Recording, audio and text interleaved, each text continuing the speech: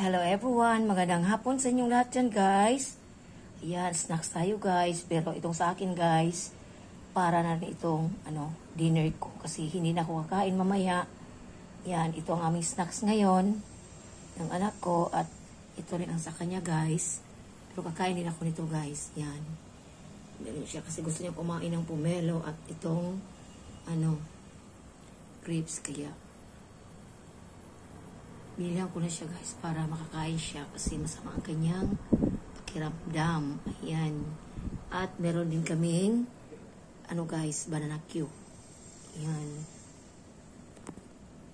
Ito ang aming snacks ngayon pero parang to guys, hapunan ba? Ayan, kasi heavy naman ito siya guys, lalo na itong mais Ayan, yung mais. Mabusog naman tayo nitong mais. Ayan, mainit pa itong mais guys. Ayan, napakainit pa nito. Ayan, at ang lalaki. Ayan. Tapos napakatamis ng mais nito guys. Sweet corn kasi siya. At yan, ang kanyang snacks ng aking anak. At kakainin siya ng banana Q. Ayan.